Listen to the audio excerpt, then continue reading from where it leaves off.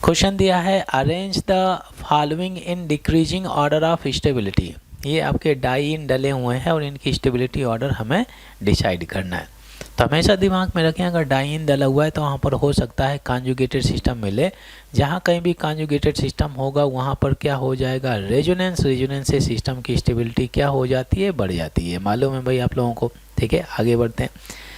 अच्छा, अगर conjugated system नहीं डला हुआ है तो अल्केन की स्टेबिलिटी हम कैसे डिसाइड करते हैं, by using hyper conjugation. By using hyper conjugation से भी हम लोग अल्केन की स्टेबिलिटी डिसाइड करते हैं। हाइपर कॉन्जुगेशन हो गया तो जिसमें जितना ज़्यादा हाइपर कॉन्जुगेशन होता है उस अल्केन का स्टेबिलिटी भी उतना ही ज़्यादा होता है। ये मालूम है आप लोगों को। ठीक है, अब देखिए कॉन्जुगेटेड सिस्टम में ये सभी आपके न्यूट्रल कंपाउंड है। तो आप लोगों को मालूम है कि अगर इसे डबल बॉन्ड, सिंगल बॉन्ड, फिर इसके बाद में डबल बॉन्ड, तो क्या इसे हम कॉन्जुगेटेड सिस्टम बोल सकते हैं, बोल सकते हैं।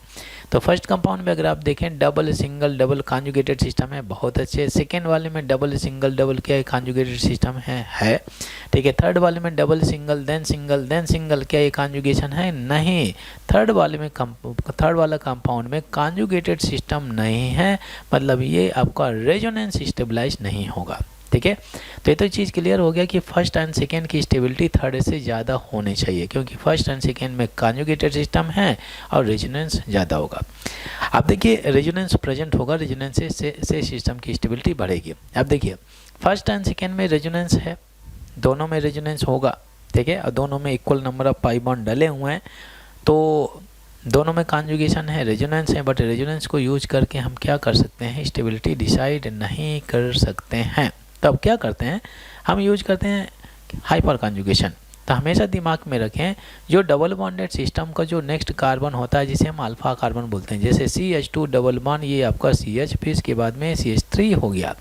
ये डबल बॉन्डेड सिस्टम है और इस डबल बॉन्डेड सिस्टम का जो नेक्स्ट कार्बन है अल्फा कार्बन है। ठीक है, अल्फा कार्बन हमेशा क्या होना चाहिए, sp3 हाइब्रिडाइज होगा। तो इसमें लगे हुए हाइड्रोजन को हम अल्फा हाइड्रोजन बोलते हैं और इन्हीं अल्फा हाइड्रोजन को हम हाइपर कंजुगेशन के रूप में रिप्रेजेंट करते हैं, जिसमें जितना ज़्यादा हाइपर कंजुगेशन उस सिस्टम की स्टेबिलिटी उतनी ज़्यादा। ठीक है, तो कंडीशन क्या है कि अल्फा कार्बन हमेशा क्या होना चाहिए, sp3 हाइब्रिडाइज होना चाहिए। ठीक है, अब ध्यान देते हैं भाई, अगर मैं फर्स्ट में देखूं तो ये डबल बॉन्ड, ठीक है, इस डबल बॉन्ड के रिस्पेक्ट में जो नेक्स्ट कार्बन है ये आपका sp2 है, क्योंकि इसमें 3 सिग्मा बॉन्ड बना के रखे हैं। हमें sp3 चाहिए, तो मैं इस कार्बन को अल्फा कार्बन नहीं बोल सकता। ये डबल बॉन्डेड सिस्टम है, इसका कार्बन का जो नेक्स्ट कार्बन है क्या ये sp3 होना चाहिए, होना चाहिए। तो आप बोल सकते हैं सर ये अल्फा कार्बन होना चाहिए। अच्छा, अल्फा कार्बन में लगे हुए हाइड्रोजन को हम क्या बोलते हैं, अल्फा हाइड्रोजन, इसी को हम हाइपर कंजुगेशन बोलते हैं। तो इसमें कितने हाइड्रोजन होना है, 2, तो इसमें हाइपर कंजुगेशन कितना हो गया, 2 हो गया। अब मैं सेकेंड में चलूँ तो यहाँ पे अगर आप देखें ये डबल बॉन्डेड कार्बन का इधर जो नेक्स्ट कार्बन है अल्फा कार्बन है, नहीं, क्योंकि ये अल्फा कार्बन जो है sp2 है, अल्फा sp2 नहीं है, sp3 होना चाहिए अल्फा कार्बन। इस कार्बन को नेक्स्ट कार्बन है क्या ये sp3 बोल सकते हैं, ऑफ कोर्स बोल सकते हैं, तो ये अल्फा कार्बन हो जाएगा।